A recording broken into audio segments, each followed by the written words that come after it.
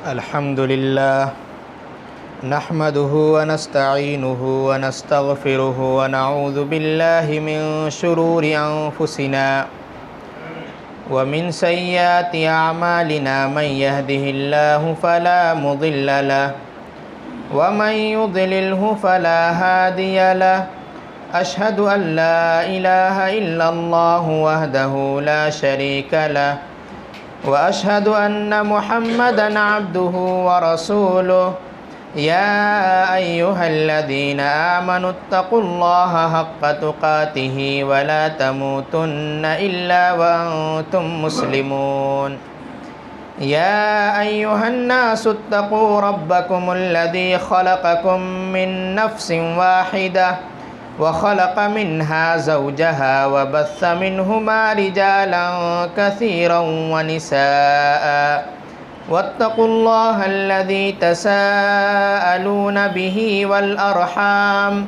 إن الله كان عليكم رقيبا يا أيها الذين آمنوا اتقوا الله وقولوا قولا سديدا يصلح لكم أعمالكم ويغفر لكم ذنوبكم ومن يطع الله ورسوله فقد فاز فوزا عظيما أما بعد فإن خير الحديث كتاب الله وخير الهدي هدي محمد صلى الله عليه وسلم وشر الأمور محدثاتها وكل محدثة بدعة وكل بدعة ضلالة وكل ضلالة في النار أعوذ بالله من الشيطان الرجيم بسم الله الرحمن الرحيم إنا أنزلناه في ليلة القدر وما أدراك ما ليلة القدر ليلة القدر خير من 1000 شهر رب اشرح لي صدري ويسر لي أمري واحلل عقدة من لساني يفقهوا قولي سبحانك لا علم لنا إلا ما علمتنا إنك أنت العليم الحكيم۔ تمام قسم کی تعریفات، توصیفات، بڑائی، کبریائی، حمد و ثنا، مدح و ستائش اس وحدہ لا شریک خالق کائنات مالک ارض و سما کے لیے ہے جس نے ہم تمام انسانوں کو پیدا فرمایا اور ہماری رشد و ہدایت کے لیے بے شمار انبیاء کرام علیہ السلام کو مبعوث فرمایا۔ درود و سلام کا نذرانہ ہو من جملہ تمام انبیاء کرام علیہ السلام پر، بالخصوص آخری نبی جناب محمد الرسول اللہ صلی اللہ علیہ وسلم پر، اللہم صلی و بارک وسلم۔ حاضرین جمعہ، آج شعبان کی 21ویں تاریخ ہے، یعنی 2 عشرے شعبان کے گزر چکے ہیں اور رمضان المبارک کا مہینہ ہم سے بالکل قریب ہے۔ ہم آپ سے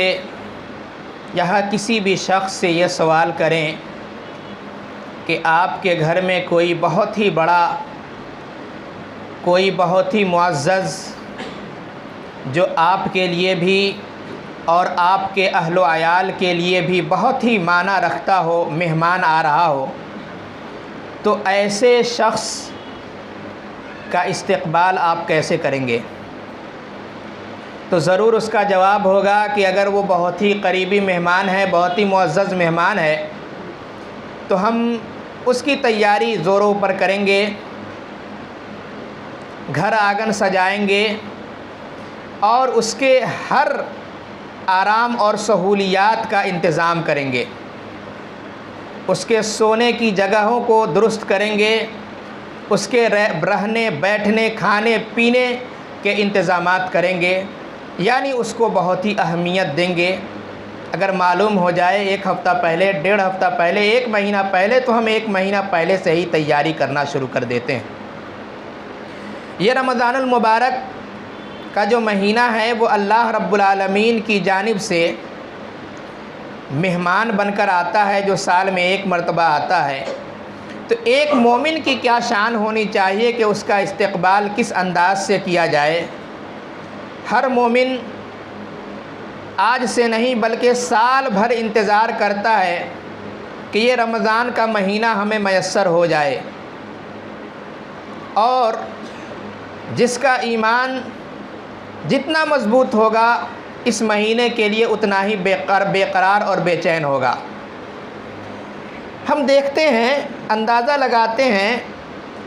کہ لوگ اس رمضان المبارک کے مہینے کا استقبال کس ڈھنگ سے کیا کرتے ہیں، تو ہمیں چند قسم کے لوگوں سے سامنا کرنا پڑتا ہے۔ ایک تو ایسے لوگ جو رمضان المبارک کا مہینہ آنے سے پہلے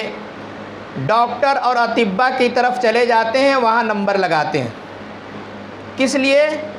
اس لیے لگاتے ہیں کہ وہاں سے دوائیں حاصل کر لیں، کچھ ٹونک وغیرہ حاصل کر لیں اور اپنے ٹیبل کو سجا لیں۔ اس سے فائدہ یہ ہوگا کہ ہمارے گھر میں کوئی آئے گا تو ہم بتلا دیں گے کہ ہم تو بیمار چل رہے ہیں، بہت خواہش تھی کہ روزہ رکھیں، لیکن ڈاکٹروں نے، یہ ڈاکٹروں کا بھی ایک چوچلا ہے، وہ بیڈ ریسٹ کہہ دیا ہے۔ دیکھو دواؤں کا ایک بازار لگا دیا ہے اور اتنی دوائیں دی ہیں، دوپہر کو بھی کھانا ہے، کیا کریں، رمضان کا روزہ اس سال نہیں رکھ سکیں گے، بہت افسوس کی بات ہے۔ حالانکہ اس کے دل میں خود چور بیٹھا ہوتا ہے، پہلے سے جا کر بیمار ہو نہ ہو شوگر کی بیماری باور کروا لیتے ہیں، یا نہ ہو تو کم سے کم اپنے کمزوری کو ہی باور کرا کے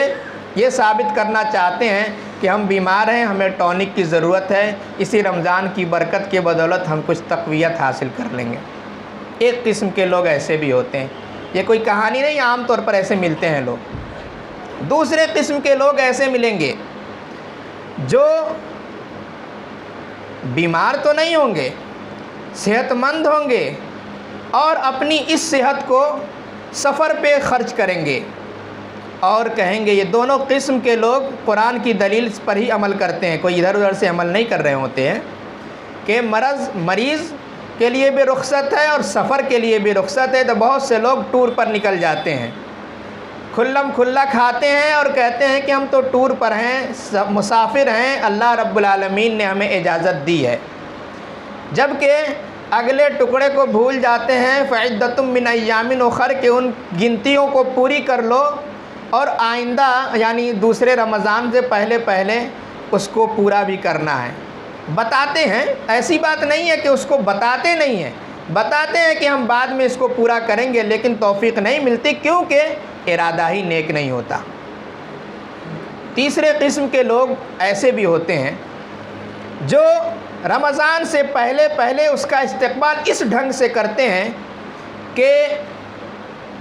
مکمل سحر و افطار کی چیزیں خرید کر اپنے گھروں میں اسٹاک کر لیتے ہیں، لیکن ان کا دن اور ان کی راتیں عام دنوں کی طرح ہی گزرتی ہیں۔ جس طرح رمضان سے پہلے والے مہینے میں وہ دوپہر کا کھانا بھی کھایا کرتے تھے، ناشتہ بھی کرتے تھے، وہ کرتے ہیں، البتہ افطار کا انتظام بہت ہی زور و شور سے کرتے ہیں۔ اگر ان سے پوچھا جائے، بھائی آپ تو روزہ نہیں رکھتے ہیں، افطار کس چیز کا، تو کہتے ہیں کہ بھائی میں مکمل کافر تو نہیں ہو سکتا، مسلمان رہنے دیا جائے۔ تو ایسے لوگ ہیں جو باضابطے افطار کا لمبا چوڑا دسترخوان بچھا کر افطار کا انتظام کرتے ہیں، دوسروں کو کھلاتے ہیں اور خود روزہ نہیں رکھتے۔ چوتھی قسم کے لوگ ایسے بھی ہیں جو روزہ رکھتے ہیں لیکن اس لیے رکھتے ہیں کہ ہمارے گھر والے رکھتے ہیں، ہمارے پڑوسی رکھتے ہیں،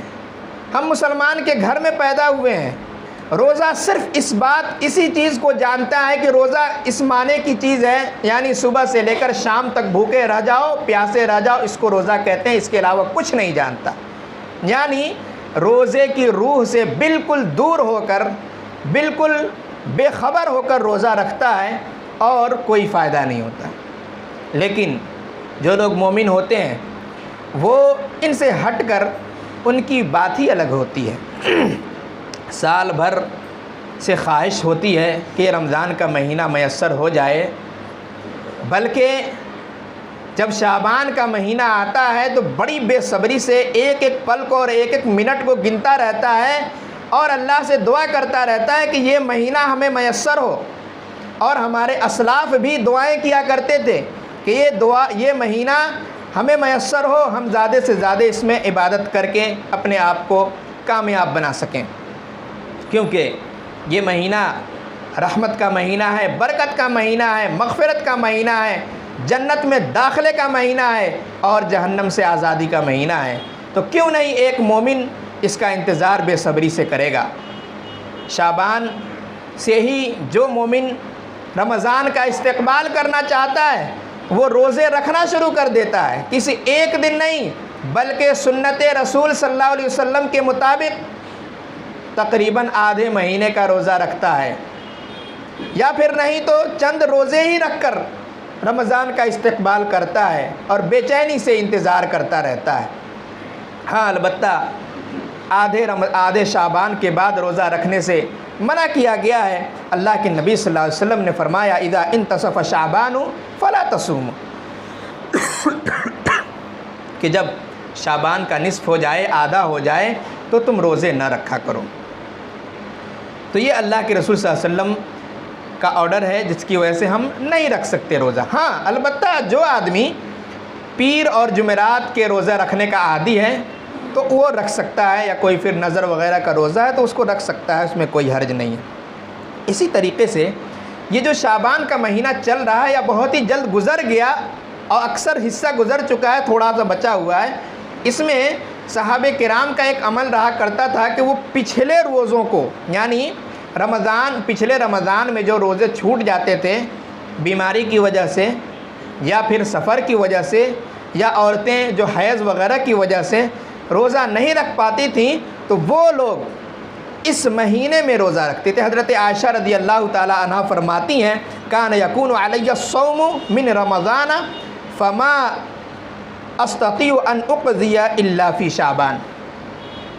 کہ مجھ پر جو رمضان کے روزے رہ جاتے تھے تو میں شعبان سے پہلے اس کی طاقت نہیں رکھتی تھی. تو گویا شعبان سے پہلے یعنی شعبان کے مہینے میں پچھلے روزے جو باقی ہم سے ہیں انہیں رکھ لینا چاہیے اور بقیہ اگلے مہینے کی تیاری زوروں پر ہونی چاہیے. اسی طریقے سے رمضان المبارک کا استقبال اس طریقے سے ہو کہ اپنے دل کے اندر ایک عظمت ہو کہ یہ مہینہ بہت ہی عظمت والا ہے. اور کیوں نہ عظمت والا ہو، اس میں تو صرف ایک رات کے بارے میں بتلایا گیا کہ یہ 1000 مہینوں سے بہتر رات ہے. انا انزلناہ فی لیلۃ القدر وما ادراک ما لیلۃ القدر لیلۃ القدر خیر من الف شہر، کہ ہم نے اس قرآن کریم کو لیلۃ القدر میں نازل کیا. وما ادراک ما لیلۃ القدر، اور تمہیں کیا معلوم کہ لیلۃ القدر کیا چیز ہے.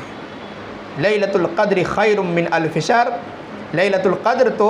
1000 مہینوں سے بہتر ہے. صرف ایک ہی رات بہتر نہیں، یہ تو بہتر ہے ہی، لیکن اس کا ایک ایک پل رمضان المبارک کا، ایک ایک دن، ایک ایک رات اہم ہے اور برکت اور فضیلتوں والا ہے. آپ اس حدیث سے اندازہ لگا سکتے ہیں. حضرت طلحہ بن عبید اللہ رضی اللہ تعالیٰ عنہ فرماتے ہیں کہ دو آدمی بیک وقت اسلام میں داخل ہوتا ہے. ایک آدمی ان میں سے بہت زیادہ دین کے معاملے میں بڑھ چڑھ کر حصہ لیتا ہے، نوافل کا اہتمام کرتا ہے، بہت زیادہ کوششیں کرتا ہے، حتیٰ کہ جہاد کرتا ہے اور جہاد میں جا کر شہید ہو جاتا ہے. جبکہ دوسرا آدمی شہید نہیں ہوتا، 1 سال کے بعد اپنے بستر پر مرتا ہے. حضرت طلحہ بن عبید اللہ رضی اللہ تعالیٰ عنہ فرماتے ہیں کہ میں نے ایک رات ان دونوں کے تعلق سے خواب دیکھا، اور وہ یہ دیکھا کہ میں جنت کے دروازے پہ کھڑا ہوں. ایک آدمی جنت سے نکلتا ہے اور اس آدمی کو بلاتا ہے جو اپنے بستر پر مرا تھا، یعنی وہ صحابی جن کا انتقال بستر پر ہوا تھا ان کو بلاتا ہے اور اندر جنت میں داخل کر دیتا ہے.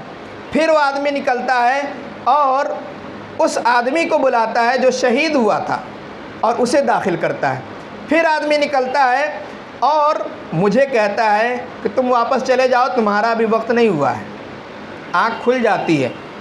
یہ خواب بہت ہی عجیب تھا. صحابہ کرام کو بتلاتے ہیں، صحابہ کرام کو بھی عجیب لگا۔ اللہ کے رسول صلی اللہ علیہ وسلم کے پاس یہ لے کر گئے اور کہا کہ اللہ کے رسول ہم نے ایسا اور ایسا خواب دیکھا ہے۔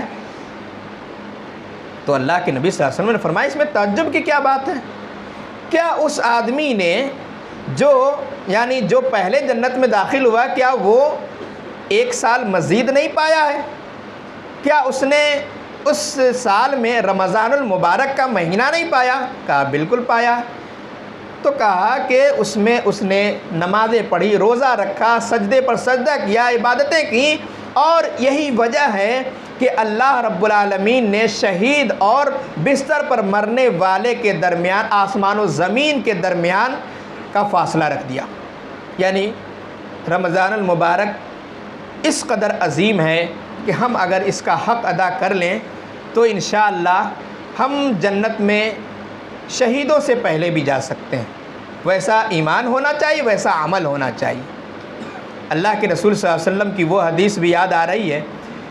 جس وقت اللہ کے رسول منبر پر چڑھتے ہوئے 3 مرتبہ آمین آمین آمین کہا تھا۔ یعنی پہلی سیڑھی پر چڑھتے ہوئے آمین کہا، دوسری سیڑھی پر چڑھتے ہوئے آمین کہا، اور تیسری سیڑھی پر چڑھتے ہوئے آمین کہا تھا۔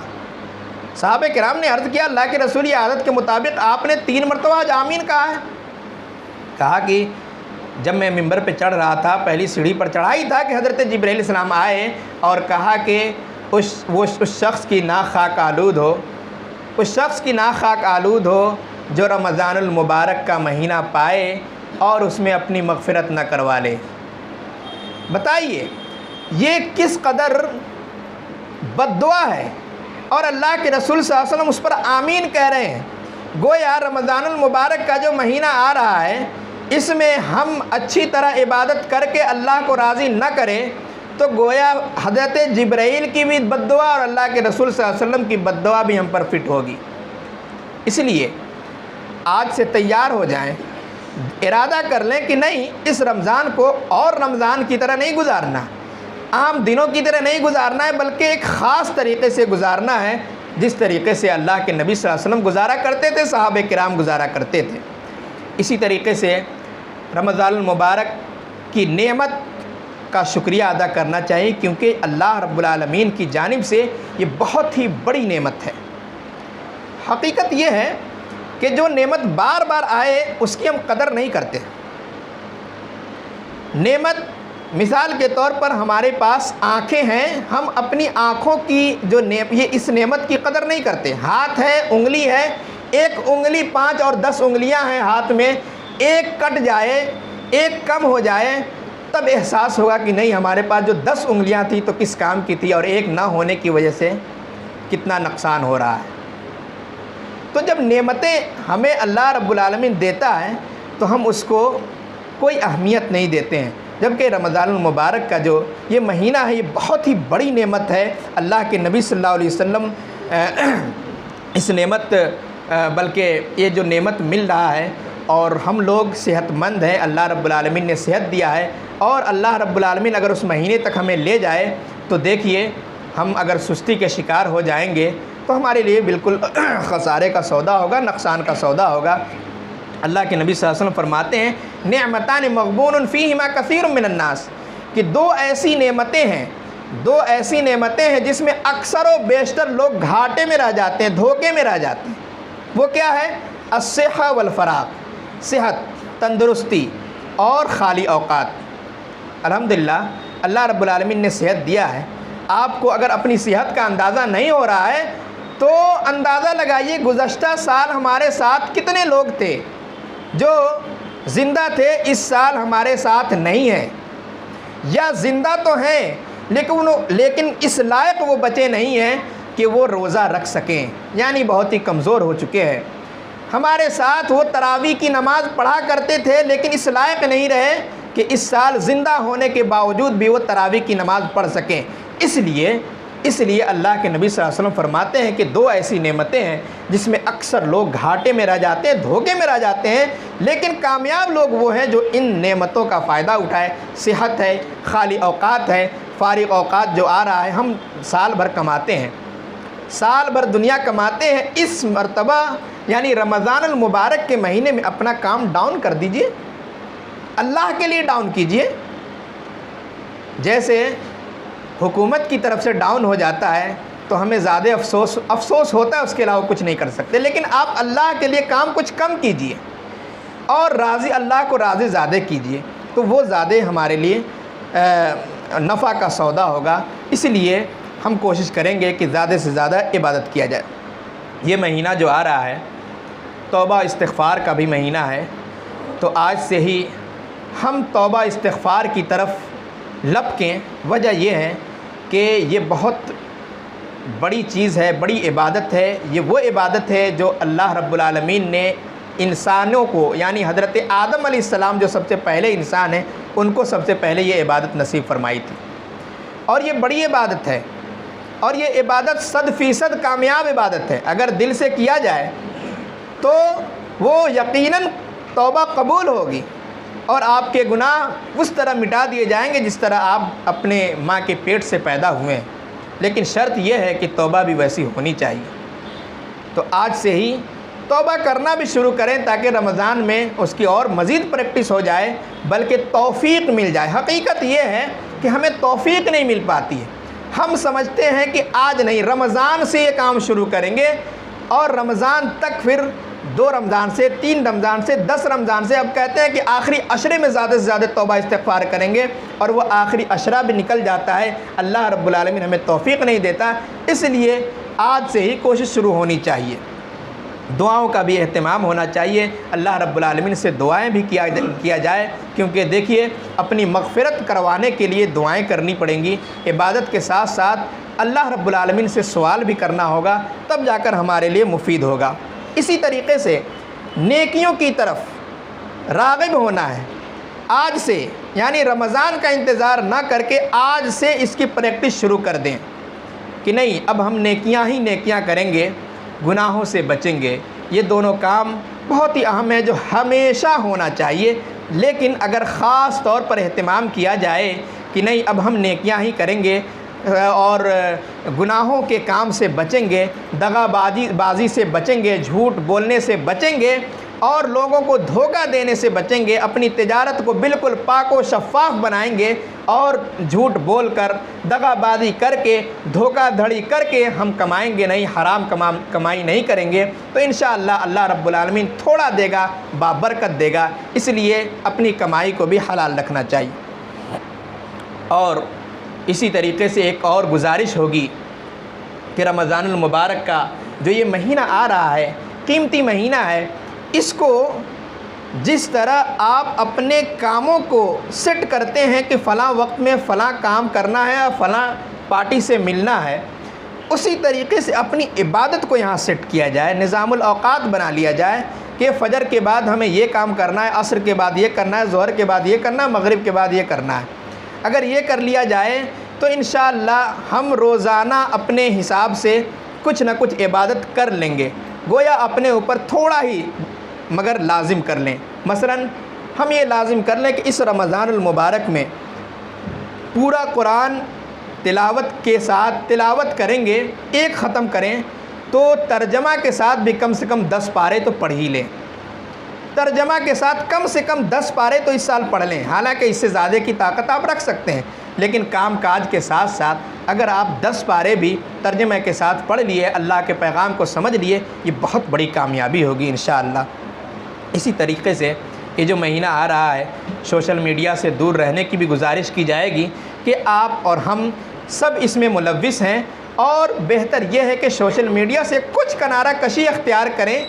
آج سے کم استعمال کرنے کی کوشش کریں تاکہ اس دن عبادت میں زیادہ خلل نہ آئے۔ اسی طریقے سے شاپنگ وغیرہ کا جو کام ہے وہ تاکہ روزے میں ڈسٹرب نہ ہو تو پہلے کر لیا جائے، ابھی ہفتہ عشرہ بچا ہوا ہے، وہ بھی اس سے بھی فارغ ہو جائے۔ بالخصوص آخری عشرے کو ہم لوگ جو سب سے زیادہ اہمیت ہمیں دینی چاہیے، آخری عشرے کو ہم زیادہ اہمیت نہیں دیتے ہیں، ایک مہینہ روزہ رکھتے رکھتے گویا تھک جاتے ہیں اور عید کی تیاری میں لگ جاتے ہیں۔ بہتر یہ ہے کہ عید کی تیاری بھی رمضان سے پہلے ہو جائے تاکہ وہ آخری عشرہ جو قیمتی عشرہ ہے اس کو ہم کام میں لا سکیں۔ اور اہل ثروت حضرات سے بھی ایک گزارش ہوگی